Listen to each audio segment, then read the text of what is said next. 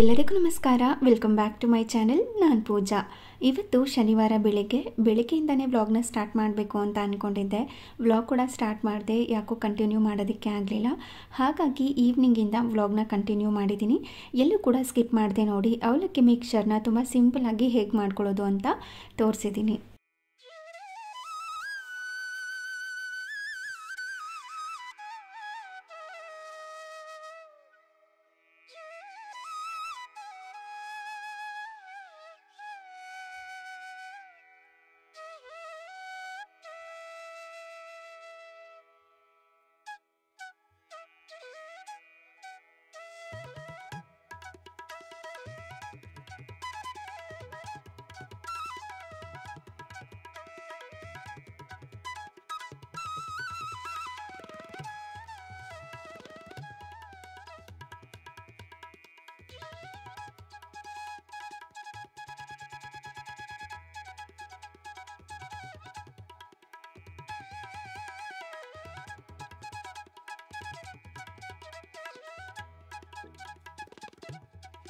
ಈವ್ನಿಂಗಿಂದ ವ್ಲಾಗ್ನ ಸ್ಟಾರ್ಟ್ ಮಾಡ್ಕೊಂಡಿದ್ದೀನಿ. ಸಂಜೆ ಆಯಿತು ಅಂದರೆ ಕಾಫಿ, ಟೀ ಇಲ್ಲ ಸ್ನ್ಯಾಕ್ಸ್ ಏನಾದರೂ ಇರಲೇಬೇಕು ನಮ್ಮ ಮನೆಯಲ್ಲಿ. ಅದಕ್ಕೋಸ್ಕರ ಯಾವಾಗಲೂ ಟೀನೇ ಮಾಡ್ತಾಯಿದ್ದೆ ಅಂತ ಇವತ್ತು ಕಾಫಿ ಮಾಡ್ಕೊಳ್ಳೋಣ ಅಂತ ಹಾಲನ್ನು ಕಾಯಲಿಕ್ಕೆ ಇಟ್ಕೊಂಡಿದ್ದೀನಿ. ಹಾಗೆ ಸ್ನ್ಯಾಕ್ಸ್ಗೋಸ್ಕರ ಅವಲಕ್ಕಿ ಮಿಕ್ಸ್ಚರ್ನ ಮಾಡ್ಕೋತಾ ಇದ್ದೀನಿ. ತುಂಬ ಸಿಂಪಲ್ಲಾಗಿ ಮಾಡ್ಕೊಳ್ಳುವಂಥ ರೆಸಿಪಿ ಇದು. ಈ ರೆಸಿಪಿನ ಇವತ್ತಿನ ವಿಡಿಯೋದಲ್ಲಿ ಶೇರ್ ಮಾಡ್ತಾ ಇದ್ದೀನಿ. ಈವ್ನಿಂಗ್ ಆಯಿತು ಅಂದರೆ ಯಾರಿಗಾದ್ರೂ ಒಬ್ರಿಗಾದ್ರೂ ಕೂಡ ಟೀ ಕಾಫಿ ಕುಡಿಯೋ ಅಭ್ಯಾಸ ಇದ್ದೇ ಇರುತ್ತೆ ಮನೆಯಲ್ಲಿ. ತುಂಬ ಜನದ ಮನೆಯಲ್ಲಿ ಕಾಫಿ ಟೀ ಅಂತೂ ಈವ್ನಿಂಗ್ ಟೈಮ್ನಲ್ಲಿ ಮಾಡ್ತೀವಿ. ನಮಗೂ ಕೂಡ ಅಷ್ಟೊಂದು ಅಭ್ಯಾಸ ಇರಲಿಲ್ಲ. ಸ್ವಲ್ಪ ದಿನ ಕಂಟಿನ್ಯೂಸ್ ಆಗಿ ಕುಡೀತು ಅಂತ ಅಂದರೆ ಕಾಫಿ ಟೀನ ನೆಕ್ಸ್ಟ್ ಡೇ ಕೇಳ್ತಾನೆ ಇರುತ್ತೆ. ಹೆಂಗೋ ಗೊತ್ತಿಲ್ಲ, ಅದಕ್ಕೆ ಅಡಿಕ್ಟ್ ಆಗಿಬಿಟ್ಟಿರ್ತೀವಿ. ಕಾಫಿ ಟೀ ಕುಡಿಲೇಬೇಕು ಅಂತ ಅನಿಸ್ತಾ ಇರುತ್ತೆ. ಆದರೂ ಕಂಟ್ರೋಲ್ ಮಾಡ್ಕೋಬೇಕು ಅಂತ ಟ್ರೈ ಮಾಡ್ತಾ ಇದ್ದೀವಿ. ಆದರೂ ಯಾಕೋ ಗೊತ್ತಿಲ್ಲ, ಈವ್ನಿಂಗ್ ಆಯಿತು ಅಂದರೆ ಏನಾದರೂ ಸ್ನ್ಯಾಕ್ಸ್ ಅಥವಾ ಕಾಫಿ ಟೀ ಬೇಕೇ ಬೇಕು ಅನಿಸುತ್ತೆ. ಯಾರೆಲ್ಲ ಕಾಫಿ ಅಥವಾ ಟೀಗೆ ಅಡಿಕ್ಟ್ ಆಗಿದ್ದೀರಾ ಅಂತ ಕಮೆಂಟ್ ಮಾಡಿ ತಿಳಿಸಿ. ಹಾಗೆ ಕಾಫಿ ಇಷ್ಟನಾ ಟೀ ಇಷ್ಟನಾ ಅಂತ ಕಮೆಂಟ್ ಮಾಡಿ ತಿಳಿಸಿ. ನಮಗೆ ಎರಡರಲ್ಲಿ ಯಾವುದಾದ್ರೂ ಪರವಾಗಿಲ್ಲ, ಬಿಸಿಯಾಗಿ ಏನಾದರೂ ಕುಡಿಬೇಕು ಅನಿಸ್ತಾ ಇರುತ್ತೆ. ಹಾಗೆ ಇಲ್ಲಿ ಅವಲಕ್ಕಿ ಮಿಕ್ಸ್ಚರ್ನ ಮಾಡ್ಕೊಳ್ಳೋದಕ್ಕೆ ಎಣ್ಣೆನೂ ಕೂಡ ಕಾಯಲಿಕ್ಕೆ ಇಟ್ಕೊಂಡಿದ್ದೀನಿ. ಅದಕ್ಕೆ ಬೇಕಾಗಿರುವಂತಹ ಅವಲಕ್ಕಿ, ಕಡಲೆ ಬೀಜ, ಕಡಲೆ, ಬಾದಾಮಿ, ಗೋಡಂಬಿ, ಸ್ವಲ್ಪ ಬೆಳ್ಳುಳ್ಳಿನ ಕ್ರಷ್ ಮಾಡಿ ಎತ್ತಿಟ್ಕೊತಾ ಇದ್ದೀನಿ. ಹಾಗೆ ಒಣಗಿರುವಂಥ ಮೆಣಸಿನಕಾಯಿ, ಕರಿಬೇವಿನ ಸೊಪ್ಪು, ಈ ರೀತಿ ಸ್ಟ್ರೈನರ್ ಇರುತ್ತೆ ನೋಡಿ, ಜಾಲರಿ, ಅದನ್ನು ಬಳಸ್ಕೊಂಡು ನಾನಿವತ್ತು ಮಿಕ್ಸ್ಚರ್ನ ಮಾಡ್ಕೋತಾ ಇದ್ದೀನಿ. ಡೈರೆಕ್ಟಾಗಿ ಎಣ್ಣೆಗೆ ಹಾಕಿ ಎತ್ಕೊಳ್ಳೋ ಅಷ್ಟರಲ್ಲಿ ಸ್ವಲ್ಪ ಕಪ್ಪಾಗೋ ಚಾನ್ಸಸ್ ಇರುತ್ತೆ. ಅದಕ್ಕೋಸ್ಕರ ಈ ರೀತಿ ಚಿಕ್ಕ ಜಾಲರಿನ ಇಟ್ಕೊಂಡು ಮಾಡ್ಕೋತಾ ಇದ್ದೀನಿ. ಎಣ್ಣೆನ ಚೆನ್ನಾಗಿ ಕಾಯಿಸ್ಕೋಬೇಕು ಹೊಗೆ ಬರೋ ತನಕ. ನಂತರ ಸ್ವಲ್ಪನೇ ಅವಲಕ್ಕಿ ಹಾಕಿ, ಒಂದೊಂದೇ ಸ್ಪೂನ್ ಅವಲಕ್ಕಿನ ಹಾಕಿ ಈ ರೀತಿ ಎಣ್ಣೆಯಲ್ಲಿ ಕರೆದು ಒಂದು ಮಿಕ್ಸಿಂಗ್ ಬೌಲ್ಗೆ ಸೇರಿಸ್ಕೋತಾ ಇದ್ದೀನಿ.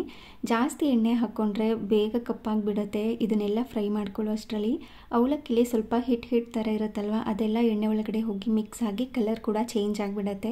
ಮತ್ತು ಅಷ್ಟೊಂದು ಎಣ್ಣೆ ಕೂಡ ವೇಸ್ಟ್ ಆಗುತ್ತೆ ಅಂತ ಸ್ವಲ್ಪ ಎಣ್ಣೆನಲ್ಲೇ ಈ ರೀತಿ ಸ್ವಲ್ಪನೇ ಅವಲಕ್ಕಿನ ಹಾಕಿ ಈ ರೀತಿ ಕರೆದು ಎತ್ತಿಟ್ಕೋತಾ ಇದ್ದೀನಿ. ತುಂಬ ಕಲರ್ ಚೇಂಜ್ ಆಗಬಾರ್ದು, ವೈಟ್ ಕಲರೇ ಇರಬೇಕು.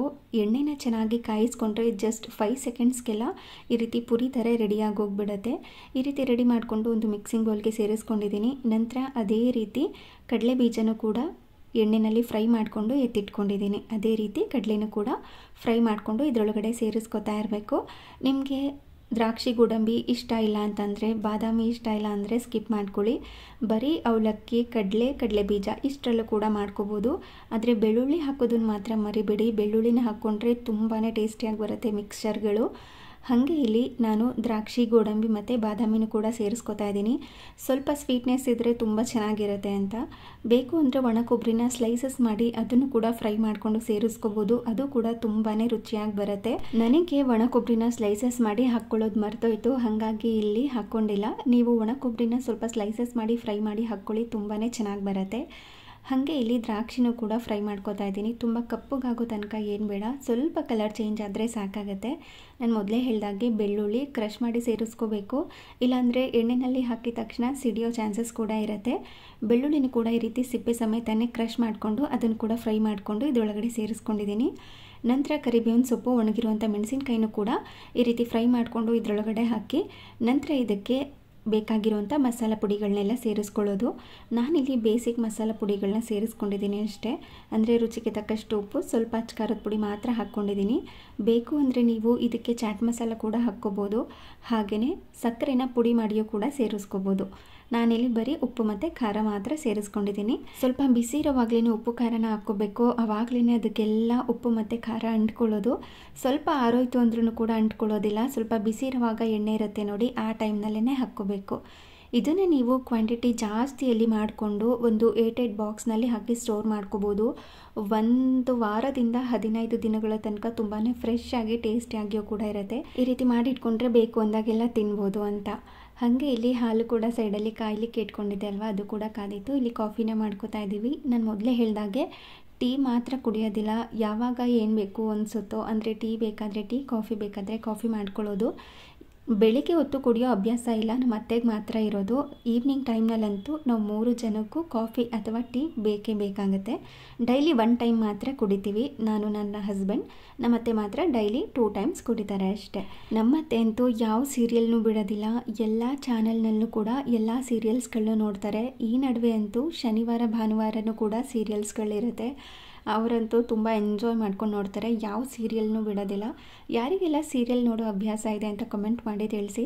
ನನಗೆ ಸೀರಿಯಲ್ಸ್ಗಳು ಅಷ್ಟೊಂದು ಇಷ್ಟ ಆಗೋದಿಲ್ಲ. ಇನ್ ಕೇಸ್ ನಮ್ಮ ಅತ್ತೆ ಜೊತೆ ಕೂತ್ಕೊಂಡು ಮಾತಾಡ್ತಾ ನೋಡ್ತಾ ಇದ್ದಾಗ ಸೀರಿಯಲ್ಗಳಲ್ಲಿ ಸೀರೆಗಳನ್ನ ಹಾಕ್ಕೊಂಡಿರ್ತಾರೆ, ಅವ್ರು ಯಾವ ಥರ ಹಾಕ್ಕೊಂಡಿದ್ದಾರೆ, ಹಾಗೆ ಅವ್ರ ಹೇರ್ ಸ್ಟೈಲ್ ಆಗಿರ್ಬೋದು, ಹಾಗೆಯೇ ಅವ್ರ ಡ್ರೆಸ್ಸಸ್ ಆಗಿರ್ಬೋದು, ಈ ಥರ ನೋಡ್ತೀನಿ. ಸೀರಿಯಲ್ ನೋಡೋದಕ್ಕಿಂತ ಹೆಚ್ಚಾಗಿ ಅವ್ರು ಹಾಕುವಂತಹ ಬಟ್ಟೆಗಳನ್ನೇ ನೋಡ್ತೀನಿ. ಯಾರಿಗೆಲ್ಲ ನನ್ನ ಥರ ಅಭ್ಯಾಸ ಇದೆ ಅಂತ ಕಮೆಂಟ್ ಮಾಡಿ ತಿಳಿಸಿ.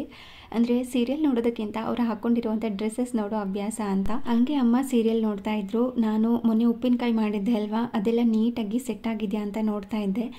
ಉಪ್ಪಿನಕಾಯಿ ಹಾಕಿದಾಗ ಅಷ್ಟೊಂದು ಗೊಜ್ಜು ಥರ ರೆಡಿಯಾಗಿರಲಿಲ್ಲ. ಸ್ವಲ್ಪ ದಿನ ಬಿಟ್ಟರೆ ಅದು ಮಾಗಿ ತುಂಬ ಚೆನ್ನಾಗಿ ಗೊಜ್ಜು ಥರ ರೆಡಿಯಾಗಿತ್ತು. ಪರ್ಫೆಕ್ಟಾಗಿ ಉಪ್ಪಿನಕಾಯಿ ರೆಡಿಯಾಗಿತ್ತು, ತುಂಬಾ ಟೇಸ್ಟಿಯಾಗಿ ಬಂದಿತ್ತು. ಓಪನ್ ಮಾಡಿದ್ರೇ ಉಪ್ಪಿನಕಾಯಿ ಸ್ಮೆಲ್ ಬರುತ್ತಲ್ವ, ಎಷ್ಟು ಚೆನ್ನಾಗಿರುತ್ತೆ, ಬಾಯಲ್ಲೇ ನೀರು ಬರ್ತಾ ಇರುತ್ತೆ, ಅಷ್ಟು ಚೆನ್ನಾಗಿ ರೆಡಿಯಾಗಿತ್ತು. ಅದರ ರೆಸಿಪಿ ನಾನು ಆಲ್ರೆಡಿ ಶೇರ್ ಮಾಡಿದ್ದೀನಲ್ವ, ಯಾರಿಗಾದರೂ ಇಂಟ್ರೆಸ್ಟ್ ಇದ್ದರೆ ಹೋಗಿ ಚೆಕ್ ಮಾಡ್ಕೊಳ್ಳಿ. ಹಾಗೆ ಸ್ವಲ್ಪ ಬೇಳೆನೂ ಕೂಡ ಖಾಲಿ ಆಗಿತ್ತು, ಆ ಬಾಕ್ಸ್ನೂ ಕೂಡ ತೊಳೆದಿಟ್ಕೊಂಡಿದ್ದೆ. ನಿಮ್ಮೆಲ್ಲರಿಗೂ ಗೊತ್ತೇ ಇದೆ, ಖಾಲಿ ಆದಾಗ ಅದಂಗೆ ತೊಳ್ಕೊತಾ ಇದ್ದರೆ ತುಂಬ ನೀಟಾಗಿ ಮೇಂಟೈನ್ ಮಾಡ್ಬೋದು. ಹಾಗೆ ಸ್ವಲ್ಪ ಮಸಾಲೆ ಪದಾರ್ಥಗಳು ಕೂಡ ಖಾಲಿ ಆಗಿತ್ತು, ಅದನ್ನು ಕೂಡ ತರಿಸ್ಕೊಂಡಿದ್ದೆ. ಅದನ್ನು ಕೂಡ ಇಲ್ಲಿ ರೀಫಿಲ್ ಮಾಡ್ಕೋತಾ ಇದ್ದೀನಿ. ಏಲಕ್ಕಿ ಪುಡಿ ಆಲ್ರೆಡಿ ಪುಡಿ ಮಾಡಿ ಇಟ್ಕೊಂಡಿರ್ತೀನಿ, ಯಾವುದಾದ್ರೂ ಸ್ವೀಟ್ಗೆಲ್ಲ ಹಾಕ್ಕೊಳ್ಳೋವಾಗ ಹೆಲ್ಪ್ ಆಗುತ್ತೆ ಅಂತ. ಆದರೆ ಸ್ವಲ್ಪ ಏಲಕ್ಕಿ ಖಾಲಿ ಆಗಿತ್ತು, ಈ ಪುಲಾವ್ಗಳಿಗೆಲ್ಲ ಹಾಕ್ಕೊಳ್ಳೋದಕ್ಕೆ ಮತ್ತು ಬಿರಿಯಾನಿಗೆಲ್ಲ ಹಾಕ್ಕೊಳ್ಳೋದಕ್ಕೆ ಬೇಕಲ್ವ, ಅದಕ್ಕೋಸ್ಕರ ಈ ರೀತಿ ಏಲಕ್ಕಿನ ಸ್ವಲ್ಪ ಲೋಕಲಲ್ಲೇ ತರಿಸಿ ಎತ್ತಿಟ್ಕೊಂಡಿರ್ತೀನಿ. ಹಾಗೆ ಸ್ಟಾರ್ ಫ್ಲವರ್ಸ್ ಕೂಡ ಖಾಲಿ ಆಗಿತ್ತು, ಅದನ್ನು ಕೂಡ ತರಿಸಿ ಎಲ್ಲನೂ ಕೂಡ ರೀಫಿಲ್ ಮಾಡಿಕೊಂಡು ಎತ್ತಿಟ್ಕೊಂಡೆ. ಈ ಅವಲಕ್ಕಿ ಮತ್ತು ಟೀ ಎಲ್ಲ ಕುಡಿದಿದ್ವಿ ಅಲ್ವಾ, ಸ್ವಲ್ಪ ಹೆವಿನೇ ಅನ್ನಿಸ್ತಾ ಇತ್ತು, ಅಂದರೆ ಅವಲಕ್ಕಿ ಎಲ್ಲ ತಿಂದಿದ್ವಲ್ವ, ಅದಕ್ಕೋಸ್ಕರ ಇಲ್ಲಿ ಲೈಟಾಗಿರಲಿ ಅಂತ ರಾಗಿ ಅಂಬ್ಲಿನ ಮಾಡ್ಕೋತಾ ಇದ್ದೀನಿ. ಏನಾದ್ರೂ ಈವ್ನಿಂಗ್ ಟೈಮ್ನಲ್ಲಿ ಹೆವಿ ಆಗಿತ್ತು ಅಂದರೆ ಈ ರೀತಿ ಅಂಬ್ಲಿನ ಮಾಡ್ಕೊಳ್ಳೋದು, ಅದೇ ಡಿನ್ನರ್ ಆಗಿಬಿಡುತ್ತೆ. ಇಲ್ಲ ಅಂದರೆ ಮಧ್ಯಾಹ್ನ ಟೈಮಲ್ಲಿ ಏನಾದರೂ ಮಾಡಿರ್ತೀವಲ್ವ, ಅದೇ ಮಿಕ್ಕೊಂಡಿತ್ತು ಅಂದರೆ ರಾತ್ರಿ ಏನು ಕೂಡ ಅಡುಗೆ ಮಾಡ್ಕೊಳ್ಳೋದಕ್ಕೆ ಹೋಗೋದಿಲ್ಲ. ಇನ್ ಕೇಸ್ ಏನಾದರೂ ಸಾಂಬಾರಿತ್ತು ಅಂದರೆ ಮುದ್ದೆನ ಮಾಡ್ಕೊಳ್ಳೋದು. ಲೈಟಾಗಿರಲಿ ಅಂತ ಇವತ್ತು ರಾಗಿ ಅಂಬ್ಲಿನ ಮಾಡ್ಕೋತಾ ಇದ್ದೀನಿ. ಇದು ತುಂಬ ಈಸಿ, ಹೆಲ್ತ್ಗೂ ಕೂಡ ತುಂಬಾ ಒಳ್ಳೆಯದು. ಈಗ ನೀರನ್ನು ಕಾಯಲಿಕ್ಕೆ ಇಟ್ಕೊಂಡು ಅದಕ್ಕೆ ಸ್ವಲ್ಪ ಉಪ್ಪನ್ನು ಹಾಕಿ ಕುದಿಸ್ಕೊತೀನಿ. ಹಾಗೆ ಒಂದು ಮಿಕ್ಸಿಂಗ್ ಬೌಲ್ಗೆ ಸ್ವಲ್ಪ ರಾಗಿ ಹಿಟ್ಟು, ಸ್ವಲ್ಪ ನೀರನ್ನು ಹಾಕಿ 1 ಗಂಟೆಲ್ದಂಗೆ ಮಿಕ್ಸ್ ಮಾಡ್ಕೊಂಡಿದ್ದೀನಿ. ಮಿಕ್ಸ್ ಮಾಡ್ಕೊಳ್ಳೋದಕ್ಕೆ ಸ್ಪೂನ್ಗಿಂತ ಈ ರೀತಿ ಬೀಟರ್ ಇದ್ದರೆ ತುಂಬಾ ಚೆನ್ನಾಗಿರುತ್ತೆ. 1 ಗಂಟೆಲ್ದಂಗೆ ಚೆನ್ನಾಗಿ ಮಿಕ್ಸ್ ಆಗುತ್ತೆ. ಹಾಗೆ ಈ ಅಂಬ್ಲಿನ ಮಾಡ್ಕೊಳ್ಳೋವಾಗ್ಲೂ ಕೂಡ ಅದರಿಂದನೇ ಮಿಕ್ಸ್ ಮಾಡ್ಕೋಬೋದು. ತುಂಬ ಈಸಿಯಾಗಿ ಮಿಕ್ಸ್ ಮಾಡ್ಕೋಬೋದು, ಒಂದು ಕೂಡ ಗಂಟೆ ಇರೋದಿಲ್ಲ. ಮಜ್ಜಿಗೆ ಮಾಡ್ಕೊಳ್ಳೋದಕ್ಕೆ ಈ ರೀತಿ ಮಿಕ್ಸ್ ಮಾಡ್ಕೊಳ್ಳೋದಕ್ಕೆಲ್ಲ ನನಗೆ ತುಂಬ ಇಷ್ಟ ಆಗುತ್ತೆ ಈ ಬೀಟರ್. ಹಾಗೆಯೇ ಸ್ವಲ್ಪ ರುಚಿಗೆ ತಕ್ಕಷ್ಟು ಇನ್ನೊಂದು ಸ್ವಲ್ಪ ಉಪ್ಪನ್ನು ಹಾಕಿ ಚೆನ್ನಾಗಿ ಮಿಕ್ಸ್ ಮಾಡ್ಕೊಳ್ಳೋದು. ಹಾಗೆ ಸ್ವಲ್ಪ ಹೊತ್ತು ಕುದಿಸ್ಕೊಂಡ್ರೆ ರಾಗಿ ಅಂಬ್ಲಿ ರೆಡಿಯಾಗಿರುತ್ತೆ. ನಾವು ಇದಕ್ಕೆ ಏನೂ ಹಾಕ್ಕೋತಾ ಇಲ್ಲ, ಬರೀ ರಾಗಿ ಅಂಬ್ಲಿ ಮತ್ತು ಸ್ವಲ್ಪ ಮೊಸರನ್ನ ಹಾಕ್ಕೊಂಡಿದ್ದೀನಿ. ಬೇಕು ಅಂದರೆ ಹಸಿಮೆಣಸಿನ್ಕಾಯಿ, ಕೊತ್ತಂಬರಿ ಸೊಪ್ಪು, ಹಾಗೆ ಕರಿಬೇವಿನ ಸೊಪ್ಪು, ಹಸಿ ಈರುಳ್ಳಿ ಎಲ್ಲನೂ ಕಟ್ ಮಾಡಿ ಸೇರಿಸ್ಕೋಬೋದು. ಈ ಟೈಮ್ನಲ್ಲಿ ಹಸಿ ಈರುಳ್ಳಿ ಎಲ್ಲ ತಿಂದರೆ ಬಾಯಿ ಸ್ಮೆಲ್ ಬರುತ್ತೆ, ಚೆನ್ನಾಗಿರೋದಿಲ್ಲ ಅಂತ ಬರೀ ಇದೇ ರೀತಿ ಬರೀ ಪ್ಲೇನ್ ಮೊಸರಿಗೆ ರಾಗಿ ಅಂಬ್ಲಿನ ಹಾಕಿ ಮಿಕ್ಸ್ ಮಾಡಿಕೊಂಡು ಡಿನ್ನರ್ನ ಮಾಡಿದ್ವಿ. ಇದಾಗಿತ್ತು ಇವತ್ತಿನ ವಿಡಿಯೋ. ಈ ವಿಡಿಯೋ ನಿಮಗೆ ಸ್ವಲ್ಪನಾದರೂ ಇಷ್ಟ ಆಗಿದ್ದರೆ, ಯೂಸ್ಫುಲ್ ಅನಿಸಿದ್ರೆ ಪ್ಲೀಸ್ ಒಂದು ಲೈಕ್ ಮಾಡಿ. ಹಾಗೆ ನಿಮ್ಮ ಫ್ರೆಂಡ್ಸ್ ಆ್ಯಂಡ್ ಫ್ಯಾಮಿಲಿಗೆಲ್ಲ ಈ ವಿಡಿಯೋನ ಶೇರ್ ಮಾಡಿ. Thank you.